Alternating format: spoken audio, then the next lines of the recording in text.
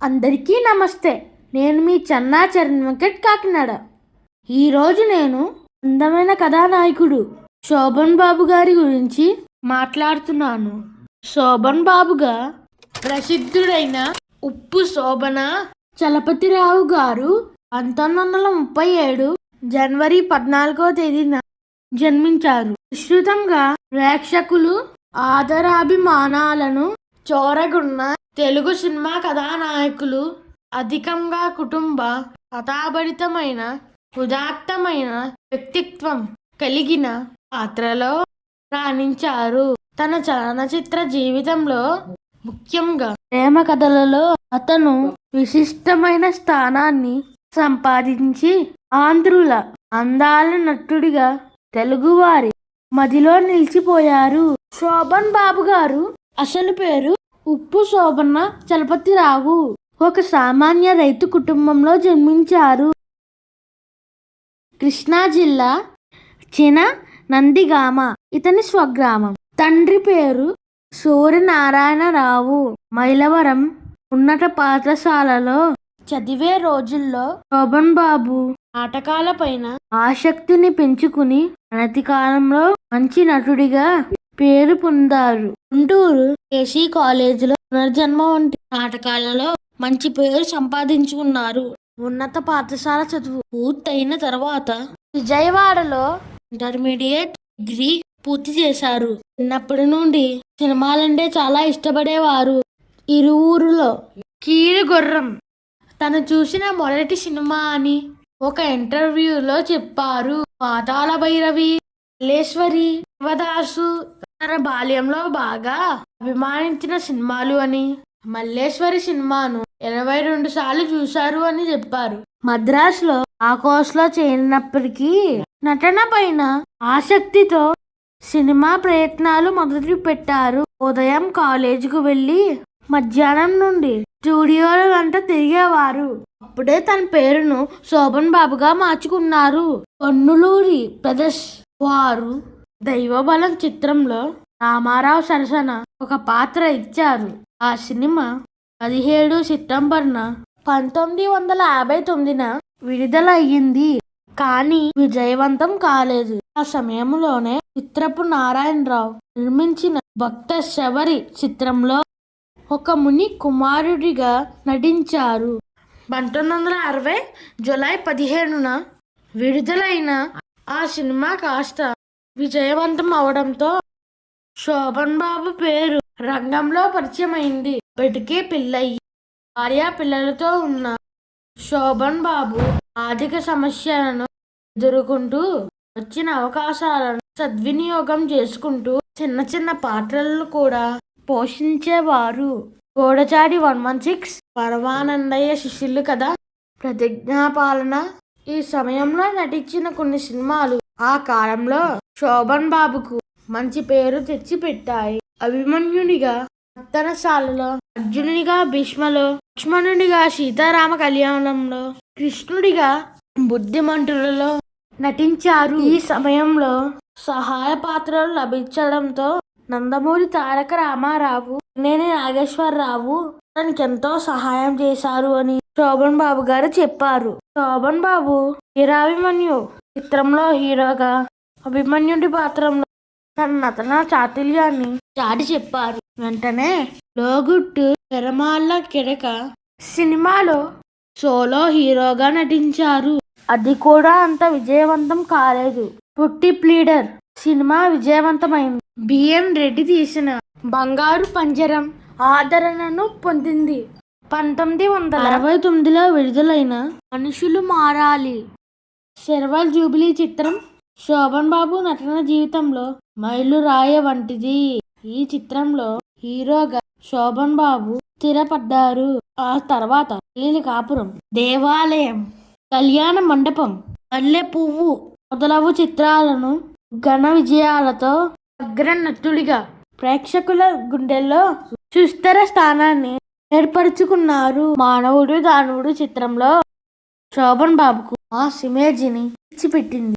బాపు direction లో కృష్ణుడిగా బుద్ధిమంతుడి సినిమాలో, రాముడిగా సంపూర్ణ రామాయణంలో నటించారు. అప్పటికే ఈ పాత్రలో ఎన్టీఆర్ స్థిరమైన ముద్ర వేసుకున్నారు. ఇప్పుడు ఒక పాట. పరిమళించ వెన్నెల నీవే, పలకరించు మల్లిక నీవే, ఆ జీవన బృందావనిలో నడయాడే రాధిక నీవే. నుల ముందు నీవుంటే కవిత పొంగి పారదా, తొలి చిగురుల చూడగానే కలకోకిలకు ఎదా.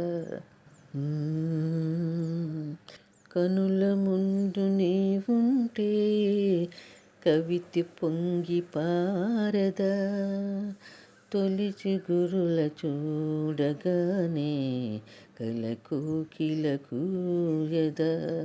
నాటి జనకుని కొలువులో సిగ్గుల మేలి ముసుగులో, అలనాటి జనకుని కొలువులో తొలి సిగ్గుల మేల్ ముసుగులో, రాముని చూసిన జానకివై, అభిరాముని వలపుల కానుకవై, వాల్మీకి కావ్య వాటిక వెలసిన వసంతమూర్తివి నీవే. కనుల ముందు నీవుంటే కవిత పొంగి పారదా, గురుల చూడగానే కలకోకిలకు ఎదా. అలనాటి సుందరవనములో ఎల ప్రాయం పొంగిన క్షణములో, అలనాటి సుందరవనములో రాజును కనిన శకుంతలవై, రతిరాజు భ్రమించిన చెంచలవై, కాళిదాసు కల్పనలో మెరిసిన కమనీయమూర్తివీవే.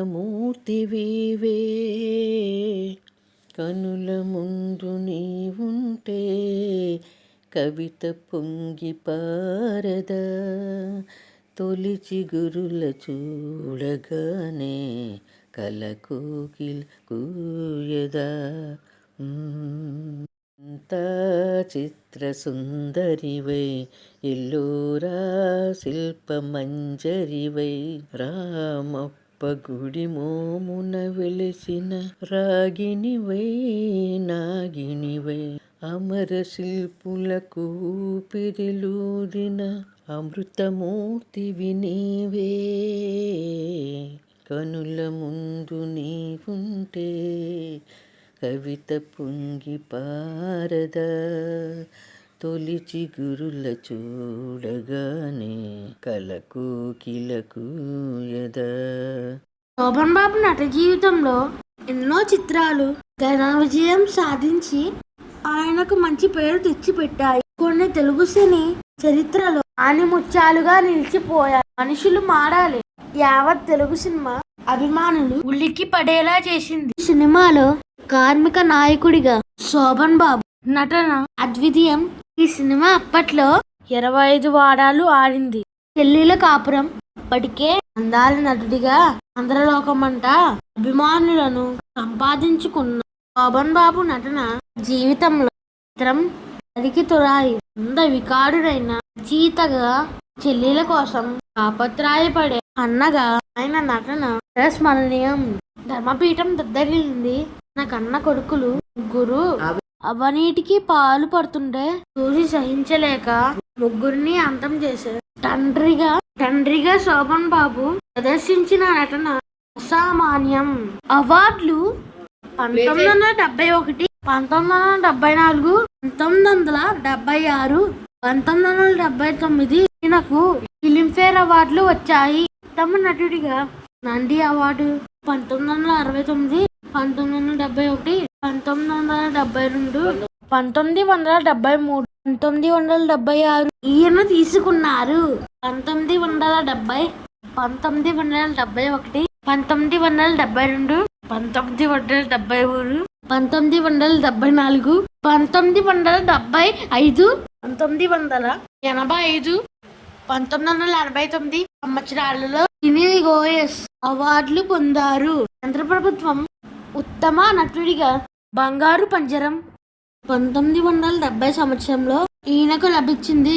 ఈయన 220 పైగా చిత్రాలలో నటించి 1996 విడుదలైన హలో గురు చిత్రంలో తన 30 ఏళ్ల జీవితానికి స్వస్తి చెప్పి చెన్నైలో తన కుటుంబ సభ్యులతో ఆనందంగా కాలం గడిపేవారు. శోభన్ బాబు 2008 మార్చ్ 20 ఉదయం 10:50 చెన్నైలో మరణించారు.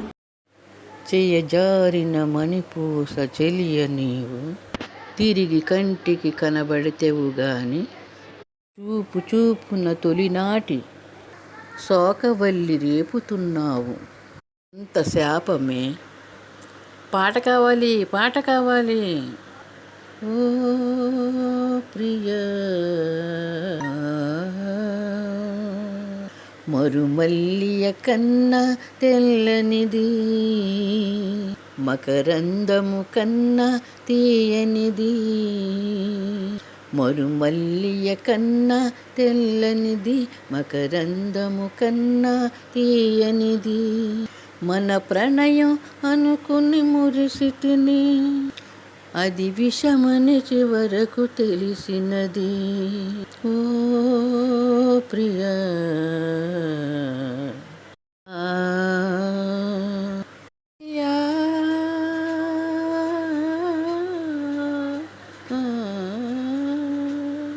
నీవెంతటి వంచన చేసావు, సిరి సంపద కమ్ముడు పోయావు. నీవెంతటి వంచన చేసావు, సిరి సంపద కమ్ముడు పోయావు. విడనాడుట నీకు సులభం, విడనాడుట నీకు సులభం. నిన్ను విడువదులే నా హృదయం. ఓ యా తొలి ప్రేమకు ఫలితం కన్నీరు, విరహానికి ఫలితం నిట్టూర్పు. తొలి ప్రేమకు ఫలితం కన్నీరు, విరహానికి ఫలితం నిట్టూర్పు. చెలి చేసిన గాయం మానదులే, చెలి చేసిన గాయం మానదులే. చెలరేగే జ్వాల హారదులే. మరుమల్లియ కన్నా తెల్లనిది, మకరందము కన్నా తీయనిది. మన ప్రణయం అనుకుని మురిసితిని, అది విషమని చివరకు తెలిసినది. ఓ ప్రియా